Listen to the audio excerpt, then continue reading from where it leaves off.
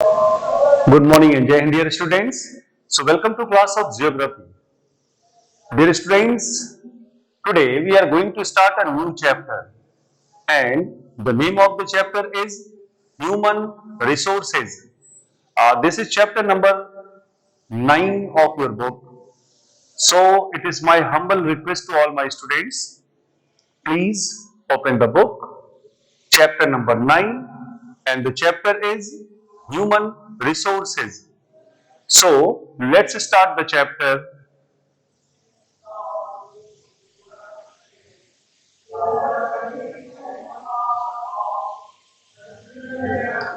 So, dear student, the chapter is Human Resources, and today we will discuss the different topics of the chapter. So, our earth has been blessed with a large variety of natural resources like land, water, soil, forests, animals, and minerals. ठीक है ना? Large variety of natural resources हमारे पास है जिसको कि हमारे अर्थ ने हमको दिया है. Land, water, soil, forests, animals, and minerals. So, human beings can discover, exploit, develop, and convert these natural resources into useful articles. वो human beings हैं जो इन नेचुरल रिसोर्सेस को डिस्कवर कर सकते हैं, एक्सप्लॉइट कर सकते हैं, उनको डेवलप कर सकते हैं और उनको यूजफुल आर्टिकल्स में कन्वर्ट कर सकते हैं. So we can say that human beings are the greatest resource on earth. हम ये कह सकते हैं कि ह्यूमन बीइंग्स जो है अर्थ पे सबसे ग्रेट रिसोर्स हैं. They develop these resources as per their requirements.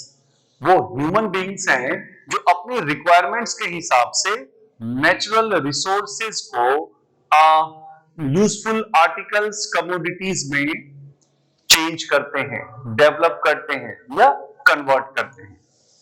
Okay, then in ancient times most of the work was done manually. पहले क्या होता था? ज्यादातर काम मैनुअल होता था, बाय हैंड होता था. Thus, the total number of people living in a country determined the strength of the country. देखो, जब सारा काम मैनुअल होता था, हाथ से होता था, उस समय जो टोटल पीपल किसी कंट्री में रहते थे, उनको उस देश की स्ट्रेंथ बोलते थे. ठीक है, क्योंकि हाथ से काम होना है और किसी कंट्री में जितने ज्यादा लोग, इसका मतलब वहां पे उतना ज्यादा काम हो पाएगा, काम करने के लिए उतने ज्यादा लोग अवेलेबल हो पाएंगे. तो उस समय उसको स्ट्रेंथ ऑफ द कंट्री कहते थे, ऐसा मानते थे. More people meant more production and दस मोर प्रॉस्पेरिटी. उनका ऐसा मानना था कि अगर किसी देश में ज्यादा लोग रहेंगे तो वहां पे प्रोडक्शन ज्यादा होगा, और अगर प्रोडक्शन ज्यादा हुआ तो वो जो कंट्री है वो रिच होगा, प्रॉस्पर होगा. Nowadays, more emphasis is laid on human skills. लेकिन आज के डेट में क्या कहते हैं? आज के डेट में जो ज्यादा केयर है, ज्यादा इंपॉर्टेंस जो है, वो ह्यूमन स्किल्स को दिया जाता है, rather than on the number of the people. तो अब ये इंपॉर्टेंट नहीं है कि कितने लोग हैं किसी कंट्री में, ये इंपॉर्टेंट है कि how much skills they are having. So, more emphasis is laid on human skills rather than on the number of the people. So, by skills, we mean the capability and the capacity to convert natural resources into useful products. What is the meaning of skill here? Skill means capability and capacity to convert natural resources into useful products. Skill वो capability या capacity है जिससे कि natural resources को useful products में convert कर लेते हैं. So the capacity of the people depends upon the following factors. लोगों की जो कैपेसिटी है वो look these factors, they depend on these factors. So the first one is they must be literate and possess technical, vocational and professional skills. वो literate होने चाहिए, उनके पास टेक्निकल, वोकेशनल और प्रोफेशनल स्किल होनी चाहिए. This is the first factor. Then the second one is they must be provided with the proper tools and machines. उनके पास proper tools होने चाहिए, उनके पास proper machines होने चाहिए. So the second factor is that they must be provided with proper tools and machines. Then the third one is they must work hard and understand the dignity of labor. वो ज्यादा से ज्यादा hard work करें और labour की dignity को समझें. And this is the third factor. What is that? They must work hard and understand the dignity of labour. And the last one is they must get balanced and nutritious food. उनको balanced और nutritious food मिलना चाहिए. अगर उनको balanced और nutritious food नहीं मिलेगा तो वो अनहेल्दी हो जाएंगे, और अगर वो अनहेल्दी हो गए तो they can not be so productive. Clear? तो मैं एक बार फिर से रिपीट करता हूं. The capacity of the people depends upon the following factors. They must be literate and possess technical, vocational and professional skills. They must be provided with proper tools and machines. They must work hard and understand the dignity of labor, and they must get balanced and nutritious food. Then,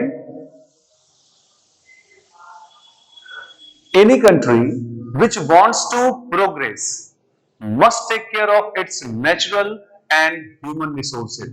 देखो, ये समझना बहुत easy है कि अगर किसी country को progress करना है, अगर किसी कंट्री को डेवलप करना है, तो उनको अपना नेचुरल रिसोर्स और ह्यूमन रिसोर्स दोनों का बहुत ख्याल रखना होगा. So we can say that any country which wants to develop, which wants to progress, they must have to take care of its natural and human resources.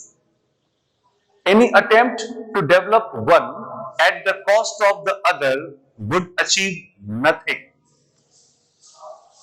Suppose करो कि किसी एक के बदले दूसरे को डेवलप किया.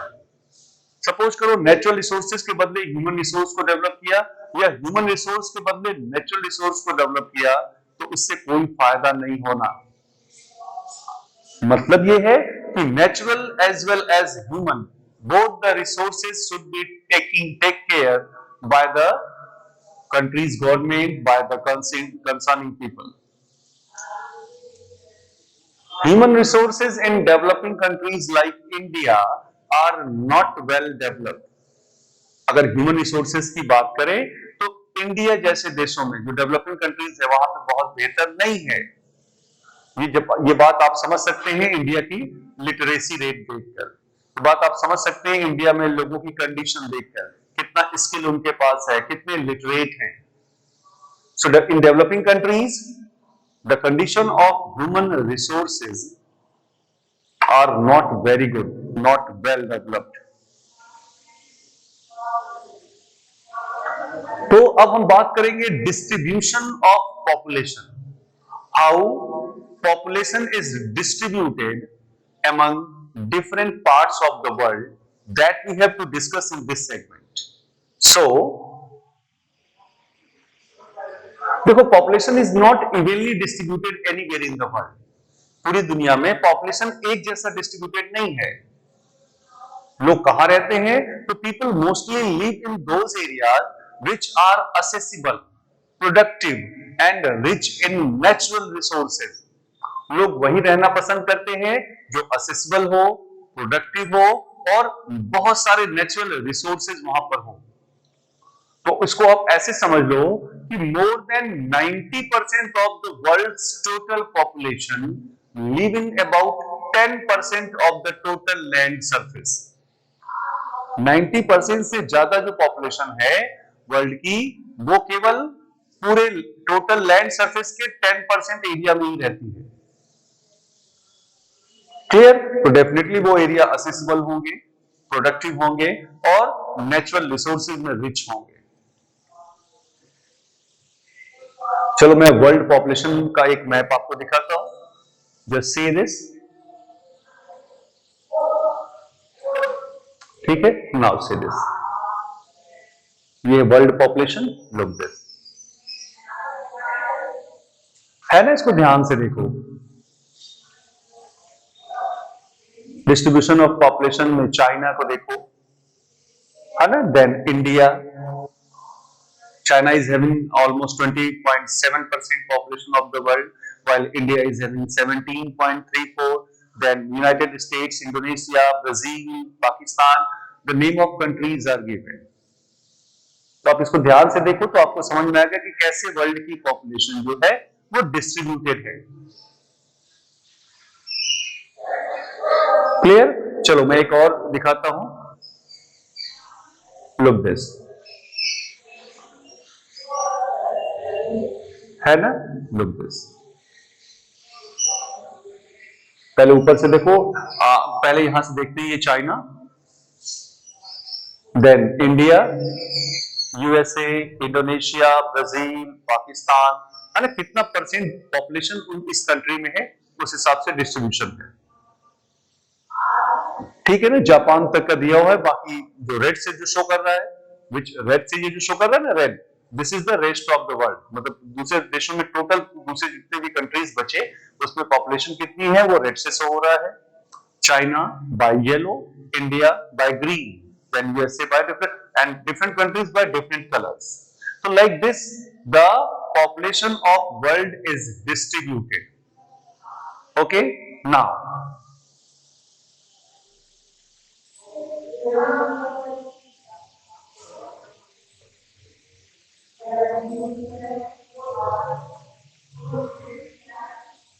so the number of people living in 1 square kilometer area of land is called density of population. Now listen it very carefully. What is density of population?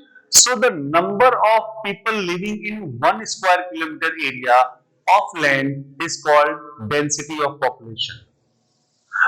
1 square kilometer के एरिया में कितने लोग रहते हैं, that is the density of population. And the density of population varies from one area to another.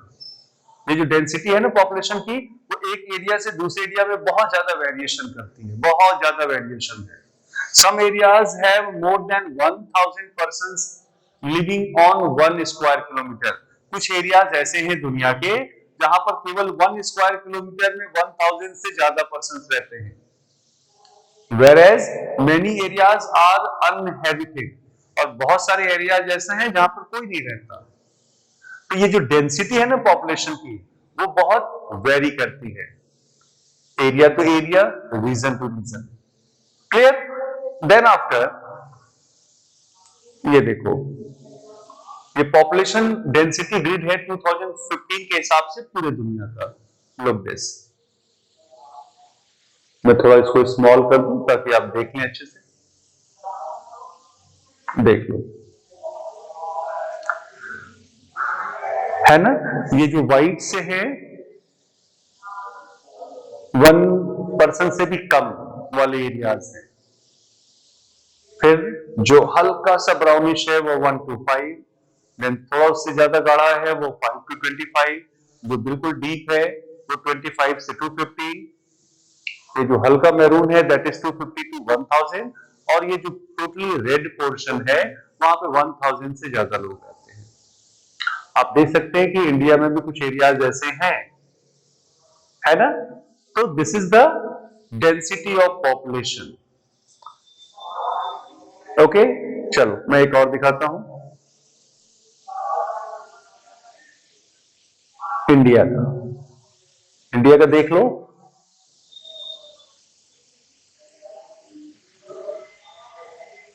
ठीक है ना।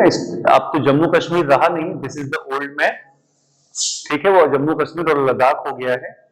तो ये अलग अलग एरियाज का डेंसिटी पॉपुलेशन है, लाइक उत्तर प्रदेश का देख लो 826, बिहार 1102, सिक्किम 86, अरुणाचल प्रदेश 70, है ना, महाराष्ट्र 365, मध्य प्रदेश 236, छत्तीसगढ़ 189, वेस्ट बंगाल 1029, है ना, गुजरात 308, राजस्थान 200, लाइक दैट।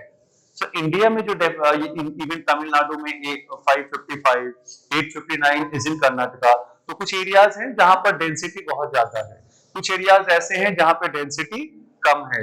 तो ये इस तरह के जो ऑरेंज वाले एरिया है वहां पे डेंसिटी 1000 से भी ज्यादा है। ओके, एंड देन बाकी जो एरियाज हैं, देखो ये जो येलो पोर्शन है वहां पर 500 से ज्यादा और 1000 से कम। तो इस तरह से इंडिया के अलग अलग स्टेट्स में पॉपुलेशन डेंसिटी क्या है, that is shown by this map. Clear?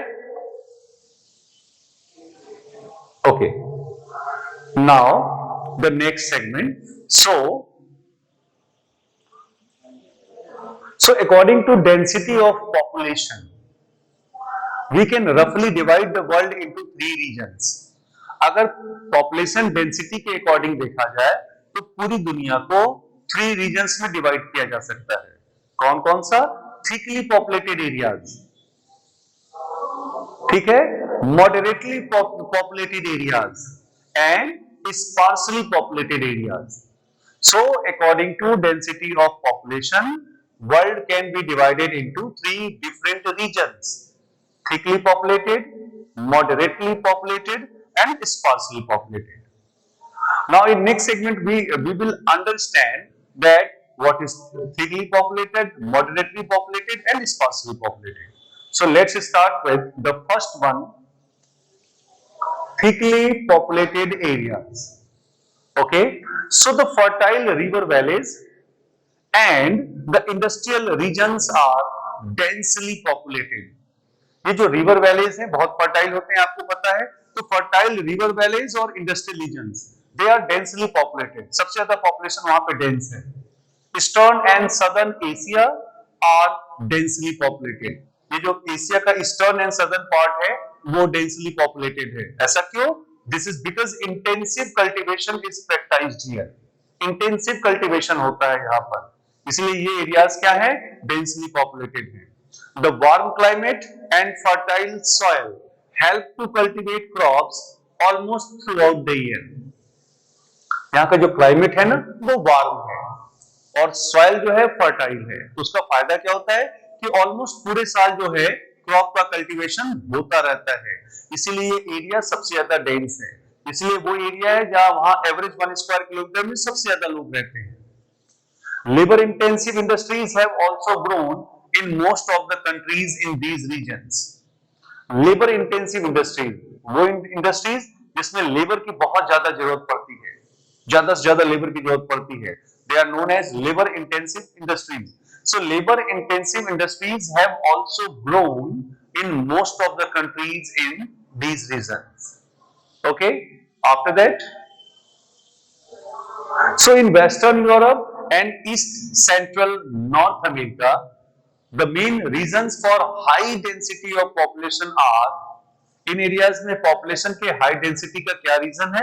तो mineral resources, development of industries and climate suitable for human habitation. देखो यहाँ ये एरिया जो डेंस है पॉपुलेशन वाइज, इसलिए क्योंकि वहां पर मिनरल रिसोर्सेज है, इंडस्ट्रीज का डेवलप हुआ और वहां का जो क्लाइमेट है that is very suitable for human habitation. So every country of the world has some pockets of thickly populated areas. दुनिया के सारे देश जो है ना उनका कुछ एरियाज ऐसा है, कुछ रीजन्स ऐसे हैं जो थिकली पॉपुलेटेड है। खासतौर से उनको मेट्रोपॉलिटन अर्बन एरियाज कहते हैं। ये वो एरियाज हैं जो उनके मेट्रोपॉलिटन अर्बन एरियाज हैं ना, हाई टेक जो उनके शहर हैं, बड़े शहर हैं, मेट्रोपॉलिटन शहर है। जैसे इंडिया में भी कई सारे शहर है ना, metropolitan cities like Delhi, Kolkata, Mumbai, Chennai, Bangalore, etc. तो ये वो एरियाज हैं जो कि थिकली पॉपुलेटेड एरियाज हैं। जो सेकंड टाइप है that is moderately populated areas, ठीक है ना।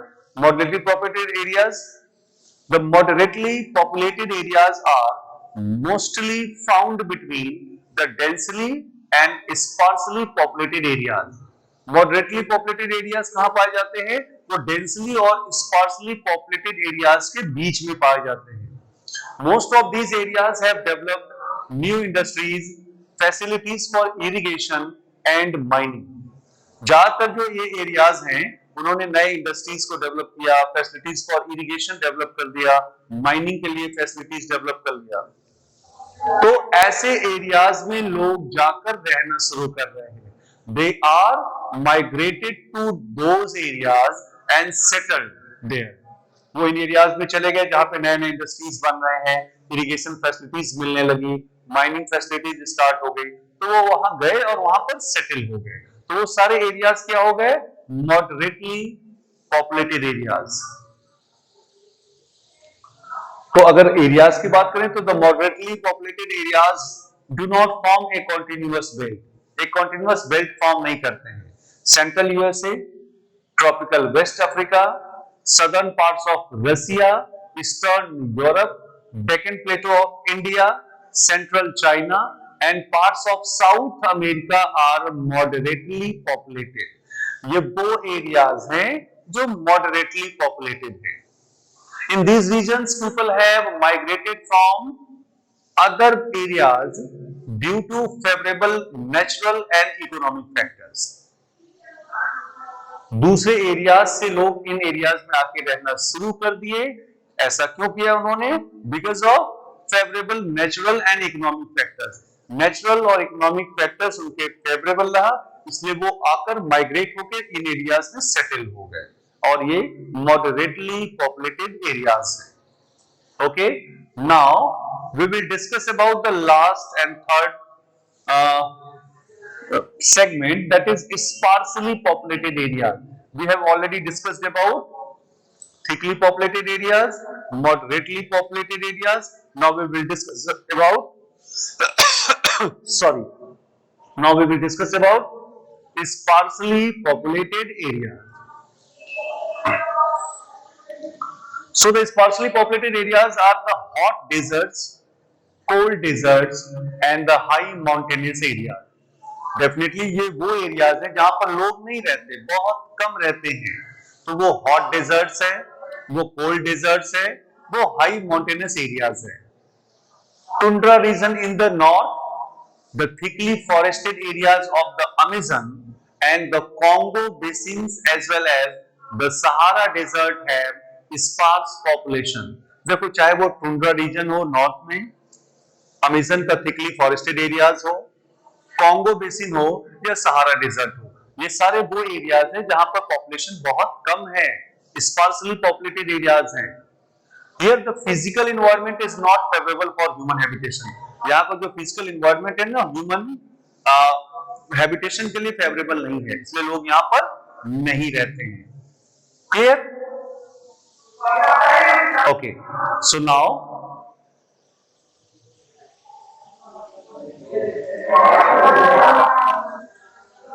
so dear students, today we have mainly discussed about human resources, then distribution of population and how population is distributed among the world, and according to density of population how world is divided. So it is divided into three. The first one is thickly populated areas, then moderately populated areas, and the third one is sparsely populated areas. So that's all for today, and it is my humble request to all my students, please read all the topics carefully. When we will meet in next class, we will discuss the different topics of the chapter. Till then, thank you and have a nice day.